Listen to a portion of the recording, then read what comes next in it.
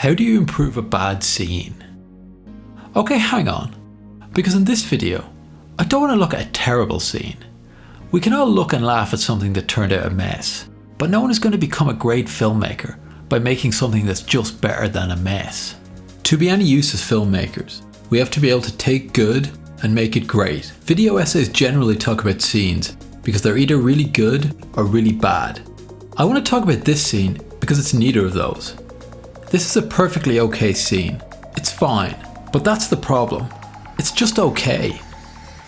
Apart from a brief flash forward, this is the opening scene of the first episode of the first season of a TV show. And at best, it gives you a bit of info and kicks you on to the next scene.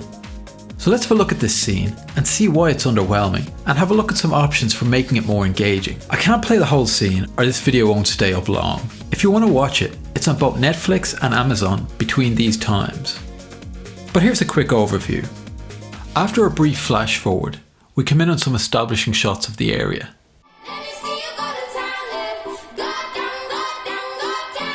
An establisher of the building the main character works in.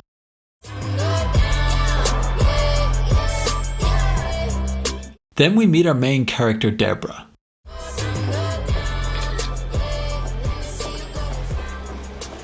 We have a bit of chit chat with an underling that gives us an idea of what Deborah does and that she's the boss. That's gorgeous. Oh yeah, love that.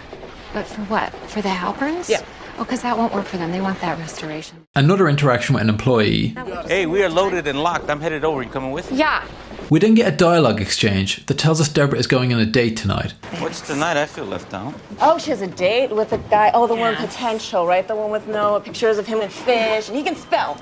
And finally, a slightly cringy exchange that sets up the montage of bad dates that follows. You tell me a beautiful woman like you can't just meet a guy anywhere she goes?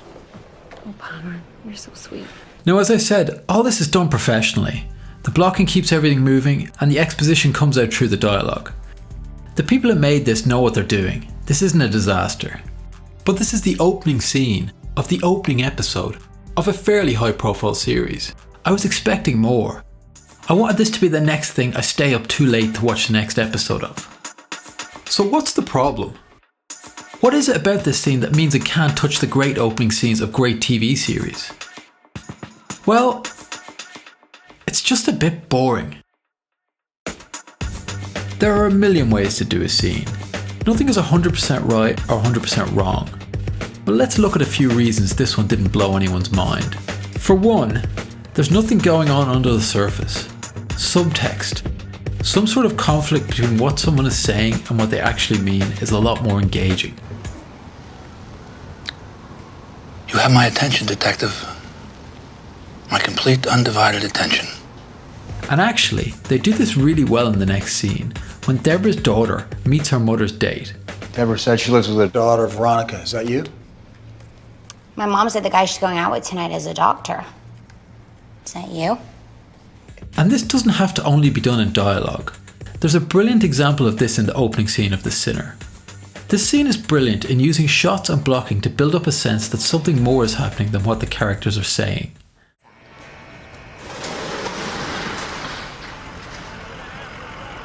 I'm sorry. What? Yeah. I did a whole other video on this, which I'll link to, so I won't go into it in detail here. So that's it. Subtext.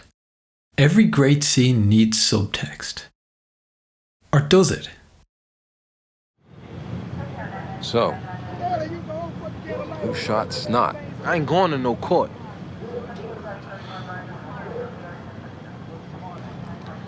And every Friday night, we're in the alley behind the cut ring, we rolling bones, you know? I mean, all the boys from around the way, and we roll till late. Alley crap game, right? Like every time. He Snot and fade a few shooters. Play it out to the pots deep. Snatch and run. What, every time? Let me understand you. Every Friday night, you and your boys will shoot crap, right? And every Friday night, your pal Snot Boogie. You'd wait till there was cash on the ground, then you'd grab the money and run away? You let him do that? I mean, we'd catch him and beat his ass, but ain't nobody never go past that. With Snot Boogie always stole the money. Why'd you let him play? Got to.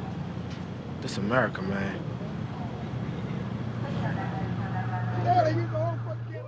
It's not really the subtext that's engaging here. It's the way it introduces us to the world and gives us a hint at how unique it is and how deeply it understands its little details. Every story is set in some sort of world, be it a ghetto in Baltimore or a rich part of California. And it doesn't have to be an exciting world of cops and robbers to be engaging. A high school in the 80s, a record store in the 90s, or a castle in the 16th century. The point is we need to see its uniqueness, the things that go on there that we wouldn't have known about had we not sat down to watch this story. But okay, you might actually make a different argument in defense of this scene. You might say this isn't the same type of scene as the ones in The Sinner or The Wire. Here we've had a dramatic opening, and the next scene is pretty dramatic again. You don't want too much coming at people. They need time to digest what's happening. You need some less dramatic scenes between the big scenes. And I think that's a fair point, but it's no excuse for not making it engaging. You've had your big opening. Third in median household income, number 4 in labor force, and number 4 in exports. We lead the world in only 3 categories: number of incarcerated citizens per capita, number of adults who believe angels are real, and defense spending. And now you need a nice, entertaining little scene to get some information across. We know as little as you do. Really? Almost as little as you do. What's the part that you know that I don't? You should talk to Charlie Skinner. Where's Karen? There's no one who works here named Karen. My assistant. I'm your assistant. You're Ellen. Margaret. Okay. I'll let his secretary know you're on your way. Her name is Karen. No one's named Karen. No one. All right. We could go through a ton of great opening scenes. The opening scene can give us so much. We get introduced to the characters, we get hints at what they're afraid of, what they want, we get hints at the world, its unique details, its rules. We see the way people speak, the way dialogue will or won't be used to tell the story. Here we get none of that. There's no subtext. We see a bit of our world, but nothing unique or interesting. The camera's not showing us anything more than we can see. The dialogue is fine, but it's not worth watching for its own sake. There must be a ton of interesting details about this character's life and her job that we'd find interesting, but none of them are here. We meet some characters, but we get no hint of the relationship between them, deeper than employer-employee. Now this scene doesn't need all of these things. In fact, if it had them all, it would probably be a mess. But it needs something. Something more than giving us the info and kicking us on to the next scene. Subtext, sharp dialogue, humour, quirkiness, tension, and whatever else you can think of. It can be any of these things. There's only one thing it can't be. It can't be boring. As always, thanks for watching.